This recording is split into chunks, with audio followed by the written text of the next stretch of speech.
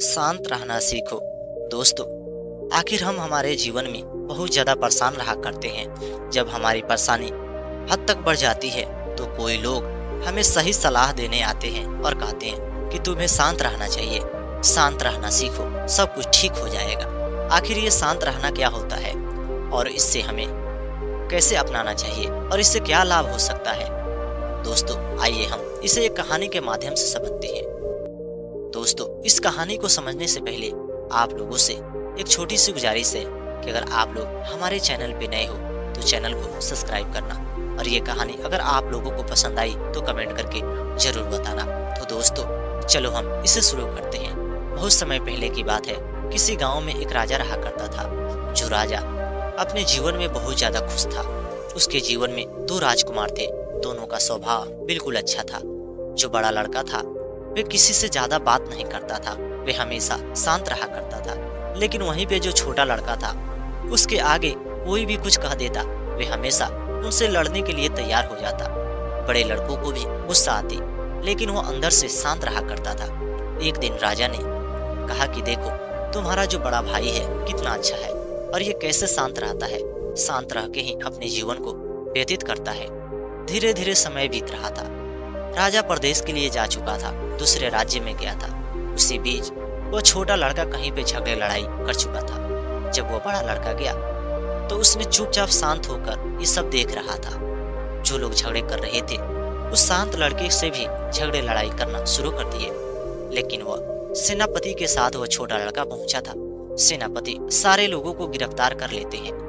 गिरफ्तार करने के बाद वो जो शांत लड़का था सबको छुड़वाया, और छुड़वाने के बाद उसने कहा कि जाने दो।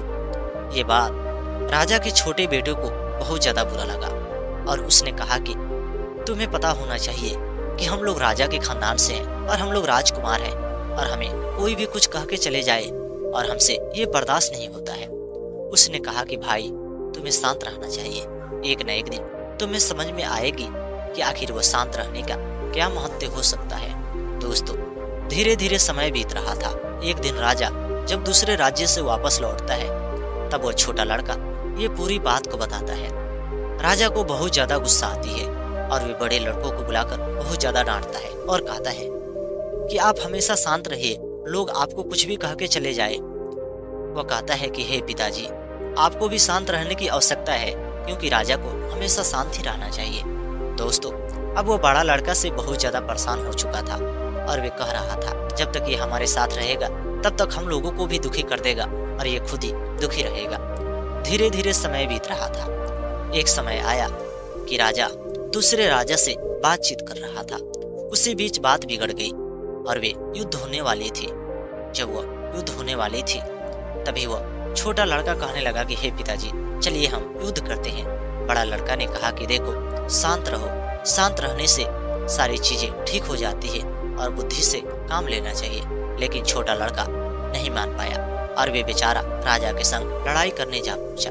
जैसे वह लड़ाई करने जा पहुंचा, राजा का छोटा लड़का दुनिया को छोड़ के चला गया। वे मृत्यु को प्राप्त हो गया और धीरे धीरे युद्ध फिर से खत्म हो गए। जब वो युद्ध फिर से खत्म हो गई, वे दोनों घर वापस आए और वे छोटा लड़का के जाने के बाद राजा बहुत ज्यादा दुखी था। वे इसलिए दुखी था कि आखिर मेरा छोटा बेटा मारा गया। दोस्तों, तभी वह कहने लगा कि हे पिताजी, मैंने तुमसे कहा था कि शांत रहो, शांत रह के ही इस जंग को जीती जा सकती थी, लेकिन तुमने शांत नहीं रहा और तुमने गुस्से में जाकर इस काम को अंजाम दिया, जिसका फल तुम्हें बहुत बुरा हुआ।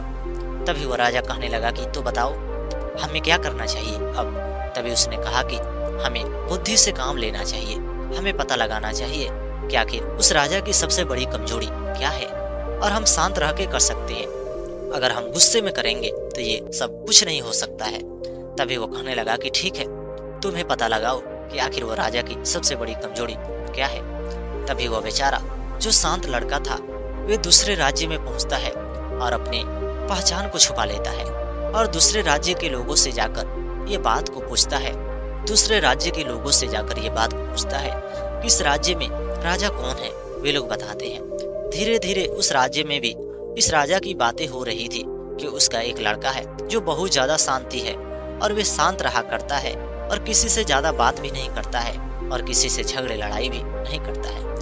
दोस्तों, तभी उसी गांव में एक लोग बातें भी कर रहे थे कि इस राज्य का राजा बहुत ज्यादा अमीर है, लेकिन उसकी सबसे बड़ी कमी यही है कि उसकी बेटी जो राजकुमारी है उसके पास बहुत बड़े सोने के गहने हैं।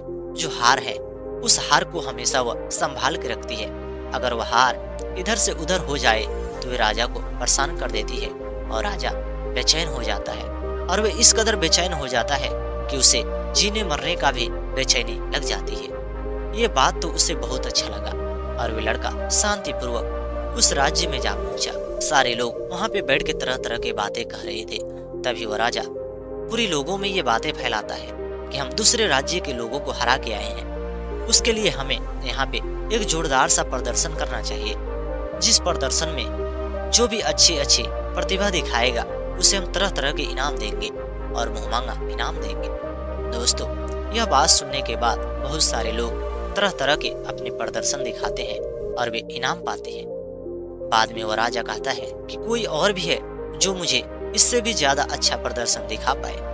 राजा का बेटा जो पहचान छुपाया था शांत होकर कहा कि महाराज, क्या मैं आपको खुश कर दूंगा, इससे बढ़िया आपको मैं प्रदर्शन दिखा दूंगा, तो क्या आप मुझे मुंह मांगा इनाम दे पाओगे? उसने कहा कि ठीक है, मैं तुम्हें मुंह मांगा इनाम दे पाऊंगा, लेकिन पहले इनाम का नाम रख दो। तभी वो कहता है कि मुझे इनाम के बदले तुम्हारी बेटी का हार चाहिए, क्या वह हार मिल जाएगी? यह बात सुनने के बाद राजा के पैरों तला जमीन खिसक गई। उसे तो लगा कि अब ये क्या मांग गया, अब मैं इसे कैसे मना कर पाऊंगा। बेटी तो कहने लगी कि हे पिताजी, एक बार आपने जब अपने मुंह से ये बात को बोल चुके हो तो आप इसे पूरा कर दो। तभी वो कहता है कि ठीक है, लेकिन अगर तुम्हारा प्रदर्शन किसी भी व्यक्ति को बुरा लगा तो मैं तुम्हारा गर्दन भी काट सकता हूँ। उसने कहा कि ठीक है, आप मेरा गर्दन भी काट सकते हो। उसने प्रतिभा दिखाई। प्रतिभा दिखाने के बाद बहुत सारे लोग खुश हो गए, लेकिन दो लोग बहुत ज्यादा दुखी थे, राजा और राजा की बेटी। उसने कहा कि नहीं, हम लोगों को प्रतिभा अच्छी नहीं लगी। उसने कहा कि महाराज, आप लोगों को बिल्कुल अच्छी नहीं लगी होगी, क्योंकि आप लोगों को इसलिए अच्छी नहीं लगी होगी क्योंकि आप लोग मेरे को हार दे रहे हो, सबसे कीमती गहने आप लोग मुझे दे रहे हो। आप राजा हो और इस राज्य में आपको हमेशा खुश रहना चाहिए, और दुखी रहने का आपका कारण क्या हो सकता है? उसने कहा कि हे लड़का, तेरी प्रतिभा हम लोगों को बिल्कुल अच्छी नहीं लगी है। उसने कहा कि देखो, मैं जानता हूँ आप लोग कैसे खुश हो जाओगे।